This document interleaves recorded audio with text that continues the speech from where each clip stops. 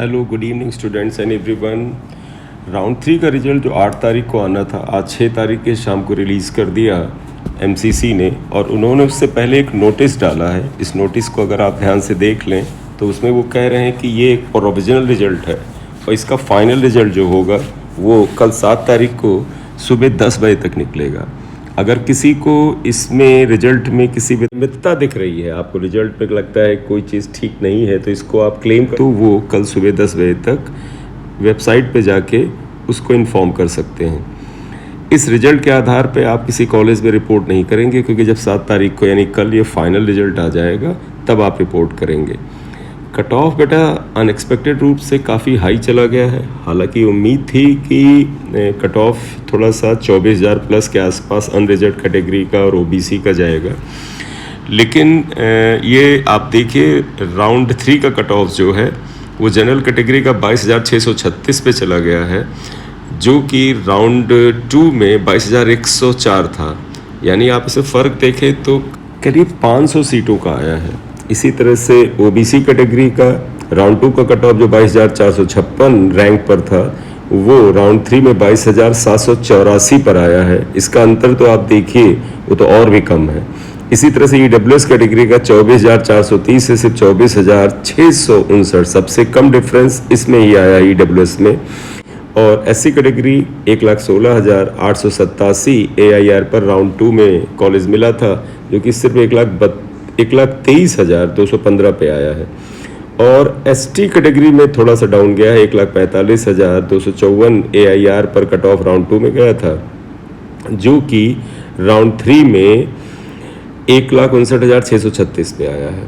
तो अब आप इस कट ऑफ को देख के काफ़ी सरप्राइज होंगे। देखिए बेटा, ये सब काउंसलिंग का जो तरीका है उसका फ़र्क है। अगर स्टेट काउंसलिंग के बच्चे अभी राउंड 3 का इंतज़ार कर रहे हैं और ऑल इंडिया काउंसलिंग में राउंड 3 में वो पार्टिसिपेट करेंगे, तो बहुत बड़ी मात्रा में बच्चा स्टेट में भी सीट लेके बैठा हुआ है और उसने ऑल इंडिया कोटा में भी लगाया हुआ, क्योंकि अभी उनके ऊपर कोई कंडीशन नहीं लगी है।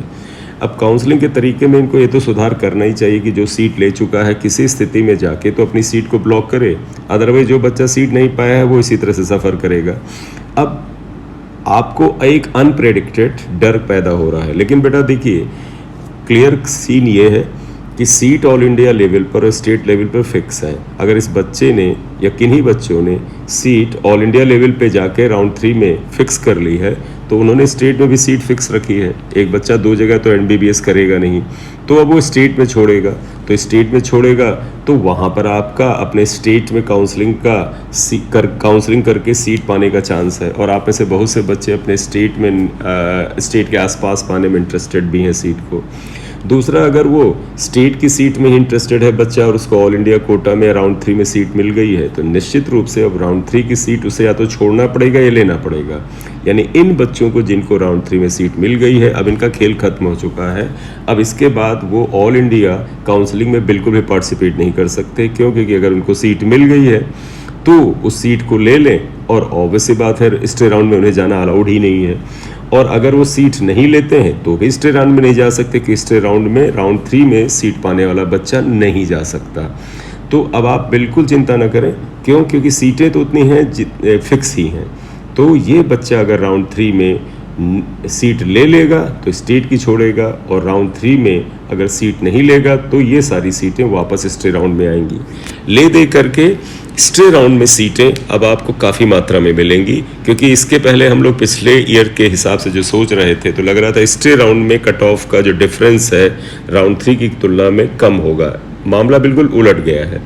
पिछले साल राउंड 2 से राउंड 3 में कट ऑफ डाउन गया था, और राउंड 3 से स्टे राउंड में कट ऑफ बहुत ही कम डाउन गया था, 500 से 800 सीट के बीच में या 800 रैंक के बीच में डाउन गया था। इस बार अगर आप ध्यान दें तो उल्टा जा रहा है। राउंड 2 से राउंड 3 में कट ऑफ में बहुत ही कम का अंतर आया है, और अब स्टे राउंड में देखिएगा ये राउंड 3 से राउंड 4 जिसे स्टे राउंड कहेंगे उसमें कट ऑफ में अच्छा फर्क आएगा। और ये कट ऑफ जितना हम लोगों ने प्रेडिक्ट किया है इसके आसपास ही जाने वाला है। यानी कि जनरल कैटेगरी का कट ऑफ जो 24,500 से 24,800 के आसपास तक जाना चाहिए वही जाएगा, और ओबीसी का भी कट ऑफ इसी के आसपास जाएगा, और EWS कैटेगरी का कट ऑफ 26,000 या उससे ऊपर जाना चाहिए, वो जाएगा। और SC कैटेगरी का कट ऑफ जो प्रेडिक्टेड था राउंड 3 में कि करीब 1,30,000 31,000 के आसपास जाएगा, तो वो कट ऑफ भी 1,36,000 1,36,000 1,38,000 के आसपास स्टे राउंड में जाएगा। और ST कैटेगरी का कट ऑफ जो है 1,70,000 1,75,000 इवन 1,80,000 AIR पे ख़त्म हो सकता है स्टे राउंड में। तो इसमें किसी भी तरह का आपको पैनिक करने की ज़रूरत नहीं है, क्योंकि स्टे राउंड में अब सीटें आपको बढ़ के आएंगी।